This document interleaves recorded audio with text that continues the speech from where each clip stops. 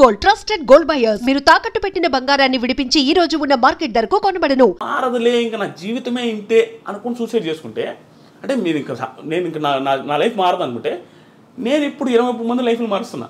నేను సెలూన్ పెట్టి నా సెలూన్లో 20 మంది పనిచేస్తున్నారు, నా చుట్టూ 5 మంది ఉంటారు, వాళ్ళ లైఫ్లు నేను చూసుకుంటూ ఉంటాను. ఇన్ని లైఫ్లు నేను మారుస్తుంటే మా అమ్మ లైఫ్ మార్చలేను అనుకున్నది. హోప్లెస్గా అయిపోయి సూసైడ్ చేసుకుని చచ్చిపోయింది. ఇంకా ఆనందం ఉంటుంది. అదే మా మదరు సూసైడ్ చేసుకోకుండా ఎదిరించి పోరాడి ఇక్కడ దాకా ఉండుంటే ఈరోజు మా మదర్ ఉన్నప్పుడు నా సక్సెస్ ఇంకా ఎక్కువ ఉండేది కూడా, ఆనందంలో ఇంకా హ్యాపీగా ఉండదు. ఇప్పుడు మేము వీడియో చేస్తున్నాం, మా అమ్మ మదర్ కూడా మా వీడియోస్లో ఉండుంటే ఇంకా ఎంత బాగుంటుంది. ఇవన్నీ ఆలోచించుకుంటుంటే నాకు అనిపిస్తుంది, ఒరే నాయన సూసైడ్ ఎందుకు చేసుకుంటారో. నా లైఫే బెస్ట్ ఎగ్జాంపుల్. అసలు టర్నింగ్ పాయింట్ ఉండదు, హ్యూజ్ ప్రాబ్లమ్స్ కానీ మా అమ్మ సూసైడ్ చేసుకున్నది.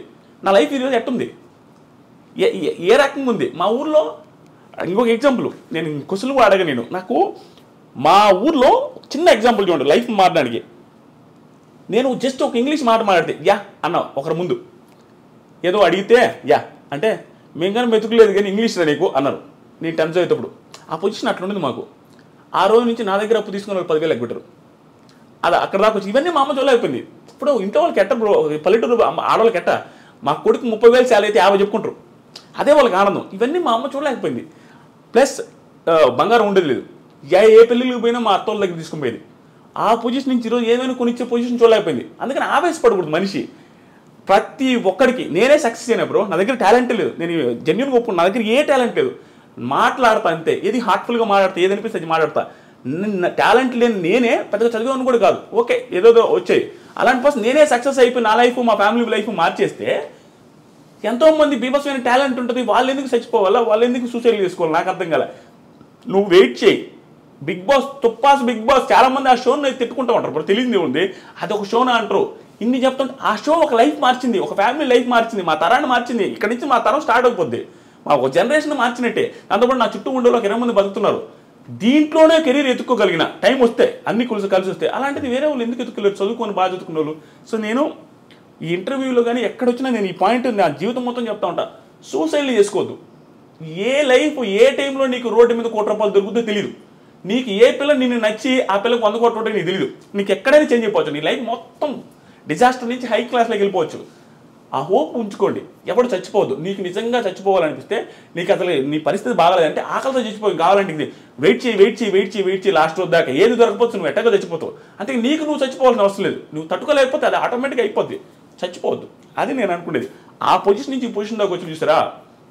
నేను ప్రతిసారి చాలామందికి చెప్పేది అంటే, నేను నా ప్రాబ్లమ్స్ ప్రతిసారి చెప్తుంటా.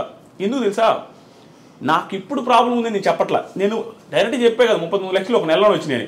నాకు ప్రాబ్లం లేవు, సింపతి కాదు ఇది. నాకు ఒకప్పుడు ప్రాబ్లమ్స్ ఉన్నాయి, ఇప్పుడు లేవని చెప్తున్నా. ఇది ఇన్స్పిరేషన్గా ఉంటుంది, జనాలు చూసేవాళ్ళకి అనే ఉద్దేశంతో చెప్తుంటా.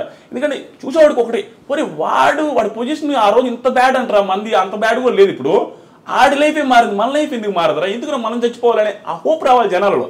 సూసైడ్ చేసుకునే అంత ఎదవలు లేరు. మా అమ్మని ఇప్పటికీ మా ఊర్లో తిడతారు, ఎదవగాపోతే ఆ రోజు సూసైడ్ ఆ పిల్ల ఆ ఎదవగాపోతే అటు చచ్చిపోకుండా ఈరోజు బంగారం ఉండి కదనే ఆవేశపడి ఆ పిల్ల అటు చేసుకుంది కానీ మా అమ్మల్ని తిట్టా ఉంటారు అందరూ.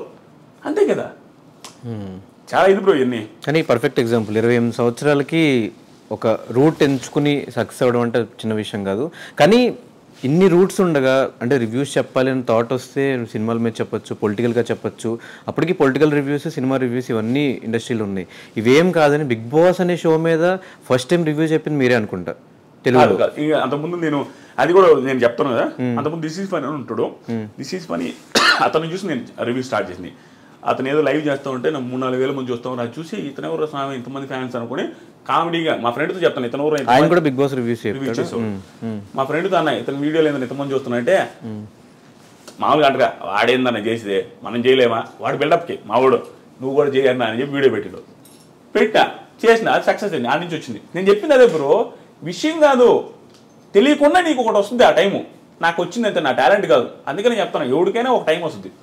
సో బిగ్ బాస్ రివ్యూస్ ఎందుకు చేసిన అంటే, నేను ఫస్ట్ యూట్యూబ్ ఛానల్ పెట్టి స్టార్ట్ చేసిన రైతుల గురించి వీడియోలు, రైతుల లాసులు కష్టాలు ఏంది, మీరేమో రైతులు అంటుంటే మీరు శ్రీరెడ్డి ఆవిడ వీడియోలు ఎక్కువ వేసుకుంటున్నారు, ఇంటర్వ్యూలు ఆవిడే వస్తున్నాయి. అప్పుడు ఫేమస్ ఆవిడ, ప్రతి ఒక్కటి కాంట్రవర్షియల్ భలే ఉండేది వ్యూస్.